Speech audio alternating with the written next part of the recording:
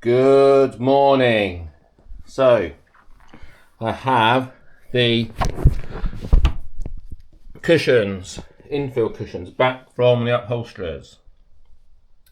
So this one is the one that goes behind the passenger seat, and then this is the one that goes in between obviously the passenger and the driver's seat. So the lady did these. Now she did say to me, don't judge my work on these, because she had limited material, to be fair.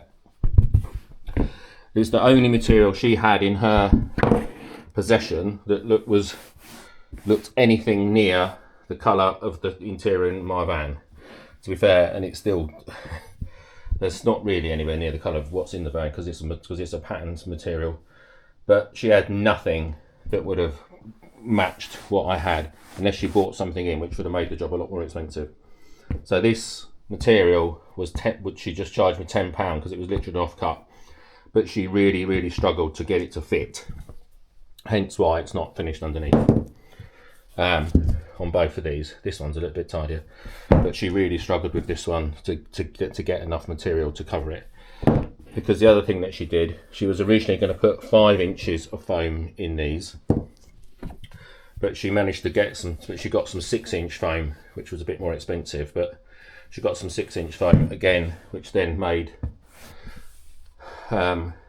making of the covers and fitting them with what material she had left a bit awkward.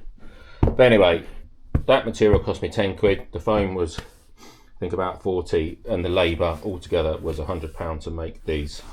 But she said, don't judge my work on this, because I was limited to the material that we had. Otherwise it would have been a lot more money, because would have had to purchase more of this material, because obviously this is proper household upholstery material, so it's flame retardant, it's flame proof, etc.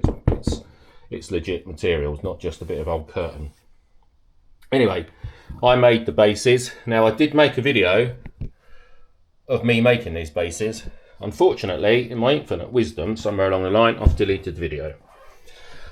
I do think I've got some photographs though of the sizes or the dimensions of this bit of wood. So I know this is 9mm ply from B&Q, and this I think was another piece of wood which I've screwed in from this side.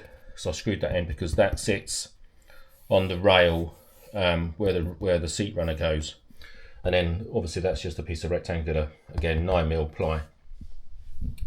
So I'll put the dimensions in, but I just cut those to shape. Someone gave me some rough dimensions from their cushions, so I just made them up, trimmed them slightly to make them fit in, and then I just beveled down the edges and then wrote top and bottom on them so that she knew which way they would go up. So I'm going to go and stick those in the van now and see actually how they fit. But they're pretty easy to make. Just a piece of 9mm ply, a bit of batten, and then it's obviously got a cut out just there. Just trimmed them out with a jigsaw. Very simple job.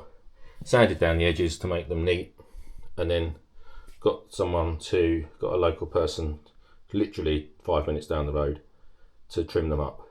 Not perfect, but as I say, she said it was just the off cut of material she hoped would be big enough, and obviously it wasn't really quite big enough. But considering they're just infill cushions for the bed, and they're just going to be covered in a sheet when you put them down anyway, it's perfectly fine. It is quite a thick material, so they should last exactly the same amount of time as what's actually in the van already. And there they are fitted. So they fit really well actually. They are the same height as those. They don't look completely out of place because there are similarities in the colour. So I think they'll be fine. Obviously once the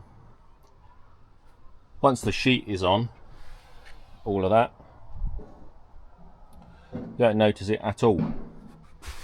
Yeah, they'll be good. It's about the same density foam as well, so that'd be perfect, absolutely perfect. They fit really well. So obviously the curtain will come around there still. There's a gap down there, there's a gap there. That will be great. That just makes that bed much more comfortable for me, because I am 6 foot and I end up having my feet hanging over the edge, and careful, or I end up with my feet wedged up against there, or one of those things. But yeah, that'll be perfect. So I'm really pleased with them.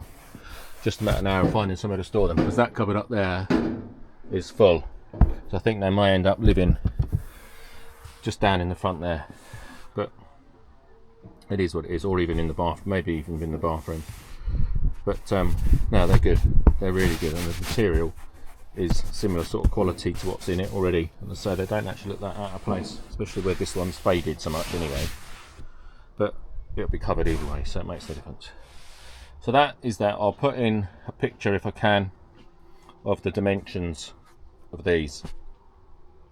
I'm pretty sure I've taken a photograph of that. So it's just a shame that I deleted the video. But anyway, they're pretty simple to make. That's that for today.